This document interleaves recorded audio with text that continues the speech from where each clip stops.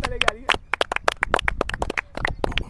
अरे गुड़िया पैर नीचे से भाई हो थैंक गए। You so much sir. मुड़ के देखा था आपको कोई दिखाई दे रहा था जब है ना तो सबसे आगे। तो जब हम प्रैक्टिस करते हैं तो ऐसी करनी चाहिए कि आपको कभी डाउट ही नहीं होना चाहिए मन में। एक आपको रात को एक डाउट था कि सर मुझे डर लग रहा है सही में सर, मोनू भैया बोल रहे थे वहाँ हिल है, मुझे तो वो हिल ही नहीं दिखाई दी वहाँ। है ना।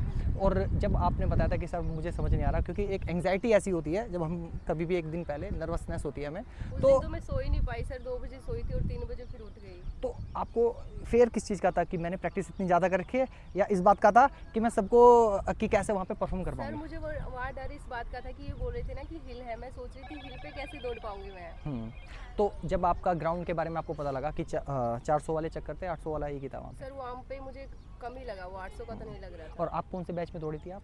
10वां बैच था सर मेरा। आपका 10वां बैच था। और स्ट्रेंथ कितनी बनी थी आपकी उसके, मतलब गर्ल्स कितनी थी उसमें? 40, 50, 20? 50 थी सर। और उसमें से पासिंग रेशो 46 पासिंग, मतलब 50% रेशो सही चल रहा था उनका हाँ। गर्ल्स का। तो उसका मतलब गर्ल्स देखो, हमारा उद्देश्य एक ही होता है फिजिकल में, हमारी बहन हमारे पास आई है तो सबसे पहले समय से पहले उसको उसका फिजिकल क्लियर करा के उसको समय पर देना चाहिए, नंबर 1। और दूसरा ये है कि जब हम फिजिकल की तैयारी करते हैं तो टाइम से पहले, इसलिए कोई भी कहता है ना हम 10 दिन में, 5 दिन में, 1 दिन में, आपका कार्डियोवास्कुलर एंड्योरेंस को बनने में भी समय लगता है। बस हमारा एक मार्गदर्शन ये रहता है कि आप जिस काम को 2-3 महीने में लगा के करते हो ना, उसको हम कम समय में आपको ला दें। एक एज ए मेंटोर का यही काम होता है।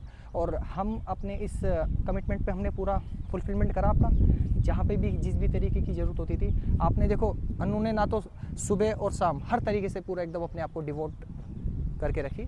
और वहाँ पे कभी आपको ऐसा महसूस हुआ कि मन में महसूस हो रहा था कि भाई अब तैयारी तो सब कर रहे हैं, पर जब तैयारी करते हैं ना इस चीज़ की, तो हमें पहले ही पता लग जाता है कि हम पास होंगे या फेल होंगे। तो अपने आप को ओवरकम कैसे करा? सर रनिंग के उसमें मामले में तो मुझे कोई डाउट नहीं था सर। मुझे लगा कि कहीं वो वेट के चक्कर में ना निकाल दे। अच्छा।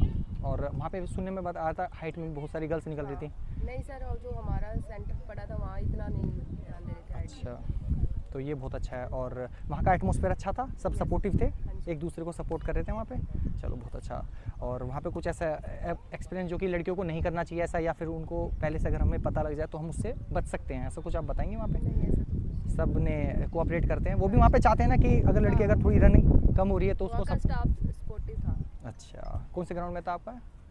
बुनसी सर। ठीक है। तो आप देखो अगली बार ध्यान रखना, अब जैसे दिल्ली पुलिस का नया बैच आएगा या और भी अपकमिंग एग्जामिनेशन में जो आपकी होगी, तो उसके लिए आप पहले से प्री तैयार रहे।